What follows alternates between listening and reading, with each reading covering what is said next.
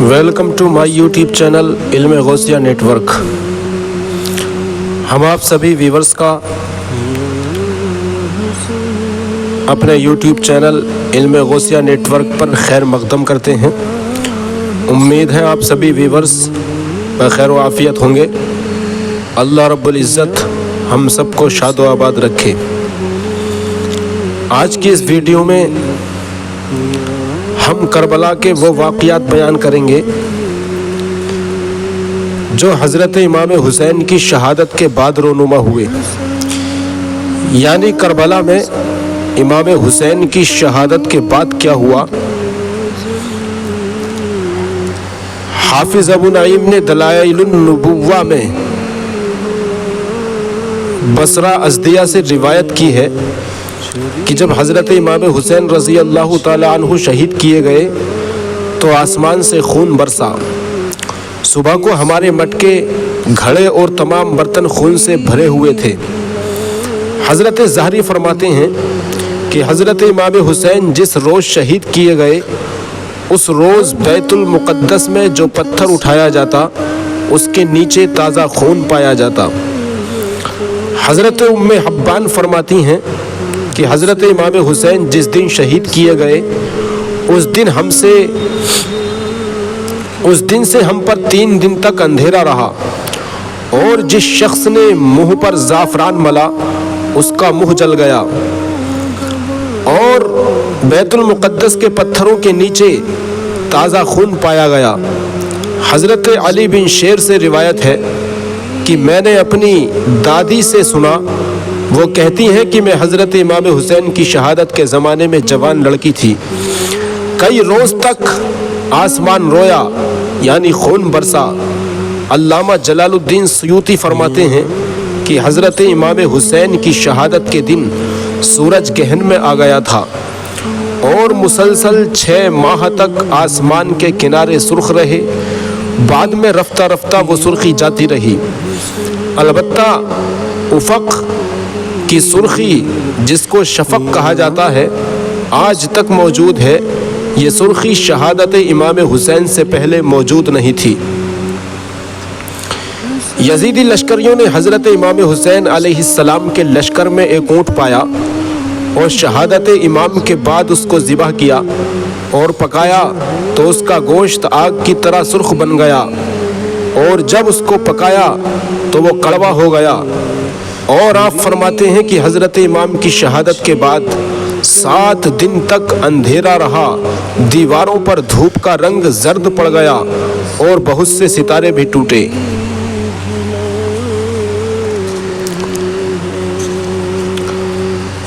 نواسہ رسول سیدنا امام حسین رضی اللہ تعالی عنہ کی شہادت کے بعد آپ کی لاش مبارک کو گھوڑوں کی ٹاپوں سے روندنے کے بعد یزیدی لٹیروں نے اہل بیت کا کل سامان چھین لیا۔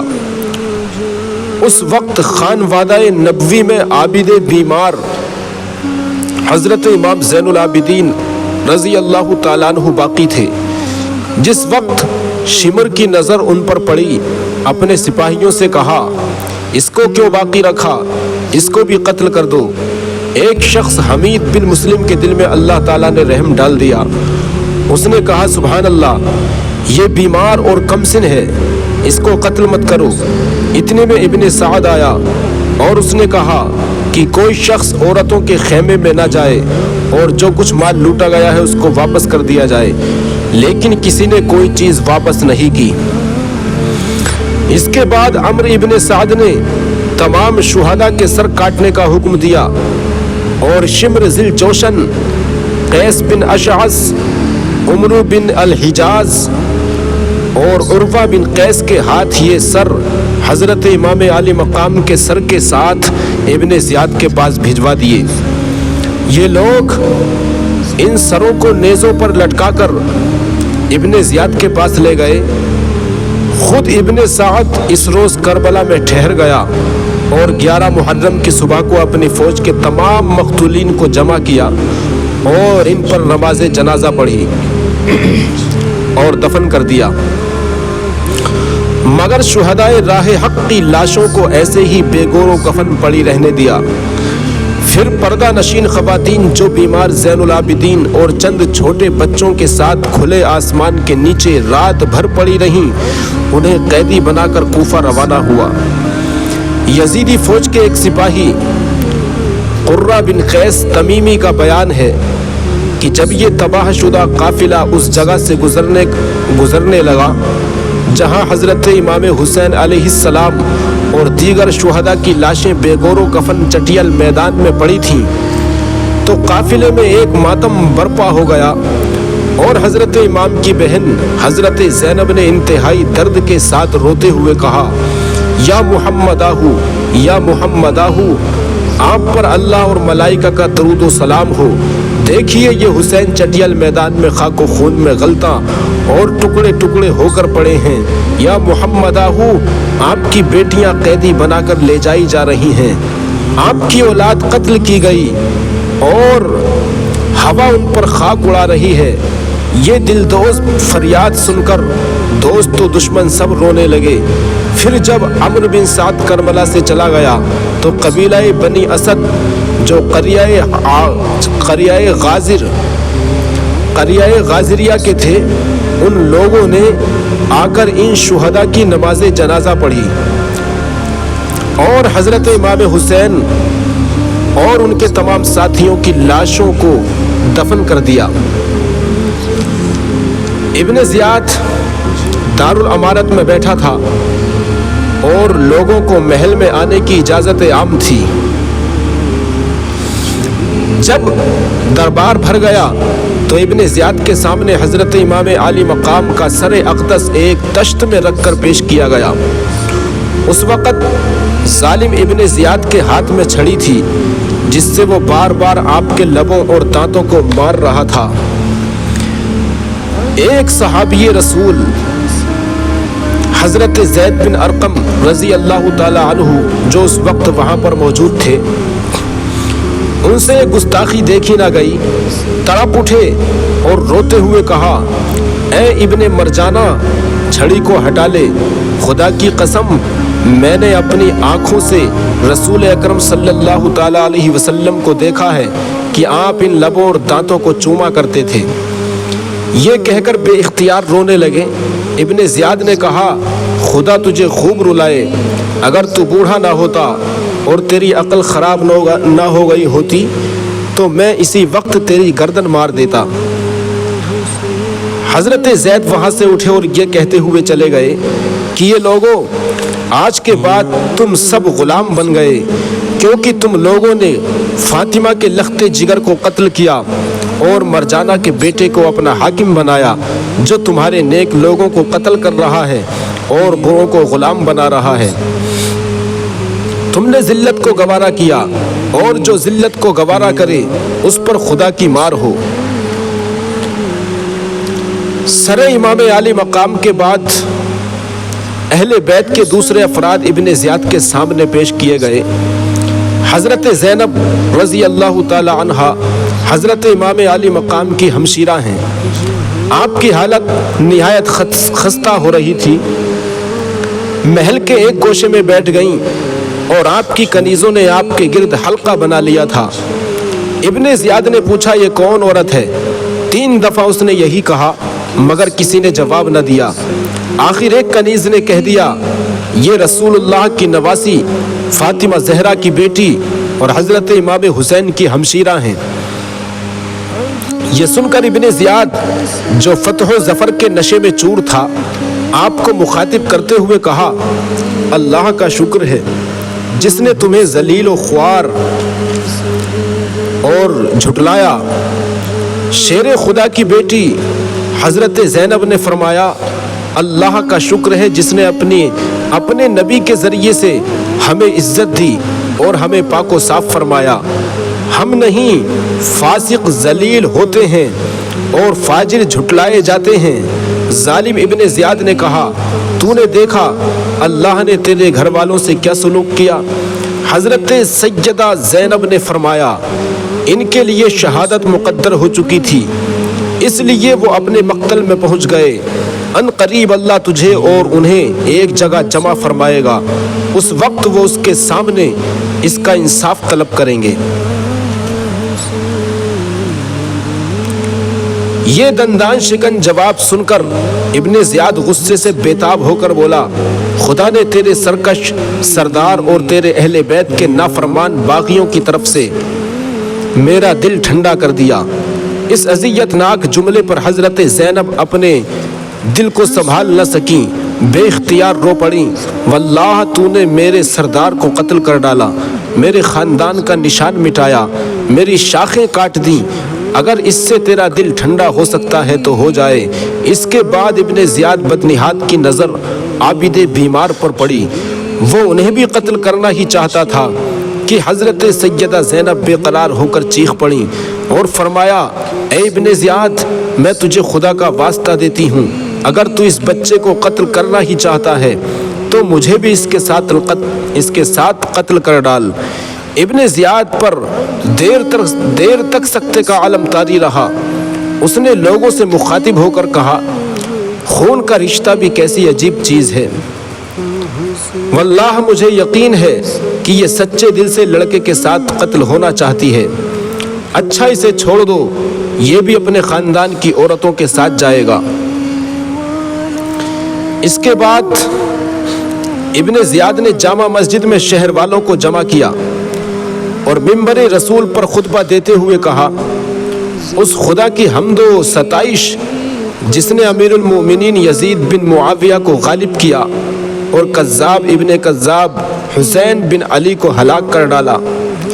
اس اجتماع میں مشہور محب اہل بیت حضرت عبداللہ ابن عفیف ازدی، جو دونوں آنکھوں سے نابینا تھے، ان سے خطبے کے یہ الفاظ سن کر رہا نہیں گیا، فرط غیظ و غضب میں کانپتے ہوئے کھڑے ہو گئے اور ابن زیاد کو للکارتے ہوئے کہا، خدا کی قسم، تو ہی کذاب ابن کذاب ہے، حسین سچا، اس کا باپ سچا، اس کے نانا سچا، اس کے نانا جان سچے۔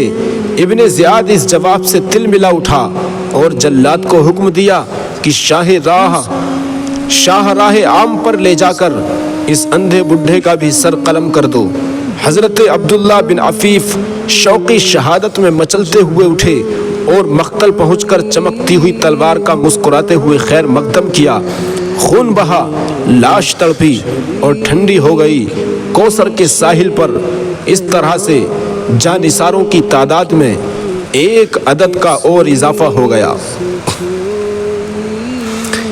ابن زیاد بدنہاد نے حکم دیا کہ تمام سروں کو کوفے کے بازاروں میں پھرایا جائے، اس کے بعد دروازہ قصر پر آویزاں کر دیا جائے، یعنی لٹکا دیا جائے۔ تاریخ طبری کی دوسری روایت یہ ہے کہ ابن زیاد نے کوفہ میں امام عالی مقام کے سر مبارک کی تشہیر کے بعد حضرت امام اور ان کے تمام جانثار شہدائے کرام کے سروں اور اسیران اہل بیت کو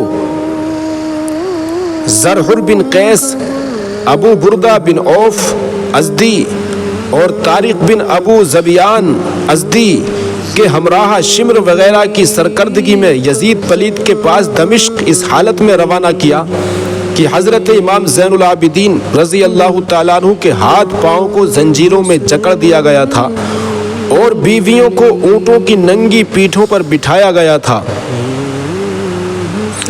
اور ظالم ابن زیاد نے حکم دیا تھا کہ سروں کو نیزوں پر چڑھائے ہوئے آبادیوں سے گزرنا تاکہ لوگوں کو عبرت ہو اور آئندہ کوئی یزید کی مخالفت پر آمادہ نہ ہو۔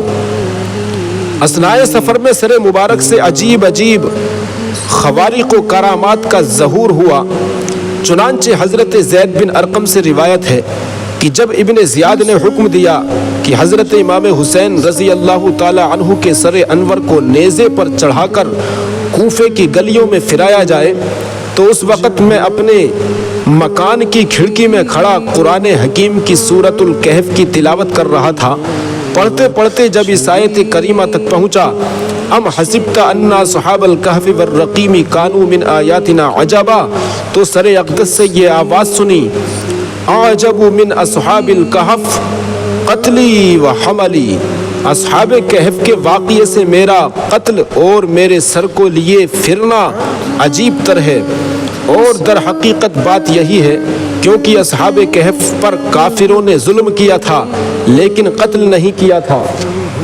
اور حضرت امام حسین کو ان کے نانا جان کا کلمہ پڑھنے والوں نے مہمان بنا کر بلایا، پھر بے وفائی کی اور 3 دن کے بھوکے پیاسے رکھ کر شہید کر دیا۔ یہ ضرور عجیب ہے۔ جب اشقیاء کی جماعت امام عالی مقام کے سر مبارک کو لے کر پہلی منزل پر ایک گرجا گھر کے پاس رات گزارنے کے لیے اتری اور شراب نبیذ پی رہی تھی، ان کے سامنے لوہے کا قلم غیب سے نمودار ہوا اور اس قلم نے ایک سطر خون سے یہ شعر لکھا: اترجو امت قتلت حسینہ شفاعت جدہ یوم الحساب، یعنی جنہوں نے حضرت امام حسین علیہ السلام کو قتل کیا ہے، کیا وہ اس بات کی امید رکھتے ہیں کہ ان کے نانا جان صلی اللہ تعالیٰ علیہ وسلم قیامت کے دن ان کی شفاعت کریں گے؟ یزیدیوں نے جب دیکھا تو ان کو بہت تعجب ہوا۔ گرجا گھر کے راہب سے پوچھا، یہ شعر کس نے لکھا ہے اور کب کا لکھا ہوا ہے؟ راہب نے کہا، کس نے لکھا ہے یہ مجھے نہیں معلوم، البتہ اتنا جانتا ہوں کہ تمہارے نبی کے زمانے سے 500 برس پہلے کا لکھا ہوا ہے۔ اللہ اکبر۔ راہب نے جب شہیدوں کے سروں کو نیزوں پر اور چند بیویوں اور بچوں کو بحالت قیدی دیکھا تو اس کا دل بھر آیا، اور دریافت کرنے پر جب پورا حال اس کو معلوم ہوا تو کہا، معاذ اللہ، تم لوگ کتنے برے آدمی ہو کہ اپنے نبی کی اولاد کو قتل کیے ہو اور پھر ان کے بال بچوں کو قیدی بنائے ہو۔ پھر اس راہب نے ان یزیدیوں سے کہا کہ اگر رات بھر کے لیے اپنے نبی کے نواسے کا سر ہمارے پاس رہنے دو تو میں تم کو 10,000 درہم دیتا ہوں۔ وہ لوگ راضی ہو گئے۔ راہب نے یہ رقم ادا کر کے حضرت امام کا سر مبارک لے لیا اور اپنے مخصوص کمرے میں لے گیا۔ پھر سر انور، چہرہ مبارک اور مقدس زلفوں اور داڑھی کے بالوں پر جو گرد و غبار اور خون جمع ہوا تھا دھویا اور عطر و کافور لگایا اور بڑی تعظیم و تکریم کے ساتھ اپنے سامنے رکھ کر زیارت کرنے لگا۔ خدائے عز و جل اس کے اس ادب سے راضی ہوا اور اپنی رحمت کے دروازے کھول دیے۔ راہب رونے لگا اور اس کی نگاہوں سے پردے اٹھ گئے۔ اس نے دیکھا کہ سر اقدس سے آسمان تک نور ہی نور ہے۔ جب اس نے سر اقدس کی یہ کرامت اور انوار و تجلیات کا مشاہدہ کیا تو بے ساختہ صدق دل سے لا الہ الا اللہ محمد الرسول اللہ پڑھ کر مسلمان ہو گیا، اور صبح کو سر انور ان کے حوالے کر دیا اور گرجا گھر کو ہمیشہ ہمیشہ کے لیے چھوڑ کر اہل بیت کا مطیع و خادم بن گیا۔ یہاں ایک اور سخت عبرت خیز واقعہ یہ ہوا کہ لشکر سعد نے باہم یہ فیصلہ کیا کہ جو درہم راہب نے دیا ہے یہیں تقسیم کر لیا جائے۔ چنانچہ جیسے ہی درہم سے بھری ہوئی تھیلیوں کا منہ کھولا تو دیکھا کہ سب درہم ٹھیکری ہو گئے ہیں، اور ان کے ایک طرف یہ آیت کریمہ لکھی ہوئی ہے، وَلَا تَحْسَبَنَّ اللَّهَ غَافِلًا عَمَّا يَعْمَلُ الظَّالِمُونَ، ظالم جو کرتے ہیں خدائے تعالیٰ کو اس سے غافل ہرگز نہ جانو۔ اور دوسری طرف یہ آیت مبارکہ تحریر تھی، وَسَيَعْلَمُ الَّذِينَ ظَلَمُوا أَيَّ مُنْقَلَبٍ يَنْقَلِبُونَ، ظلم کرنے والے ان قریب جان لیں گے کہ وہ کس کروٹ پلٹا کھائیں گے۔ یہ امام حسین کی شہادت کے بعد کربلا کے واقعات ہیں، جو کربلا کے واقعے کے بعد امام حسین اور ان کے گھر والوں کے ساتھ رونما ہوئے۔ اللہ رب العزت ہم سب کو امام حسین کے صدقے میں ایمان، کامل ایمان عطا فرمائے اور ہم سب کے ایمان کو مضبوط فرمائے، اور امام حسین کے نقش قدم پر چل کر زندگی گزارنے کی توفیق عطا فرمائے۔ اگر ہماری یہ ویڈیو پسند آئے تو شیئر کریں، لائک کریں اور کمنٹس کریں تاکہ ہم اس سے اگلا پارٹ آپ کی سماعتوں کے حوالے کر سکیں، اور ہمارے چینل کو سبسکرائب کریں تاکہ پروردگار عالم آپ کو جزائے خیر عطا فرمائے۔ آپ جتنا ویڈیو کو شیئر کریں گے یہ ہمارے لیے ثواب جاریہ بن جائے گا۔ اللہ رب العزت ہم سب کو اس کی توفیق عطا فرمائے، آمین۔ السلام علیکم ورحمۃ اللہ وبرکاتہ۔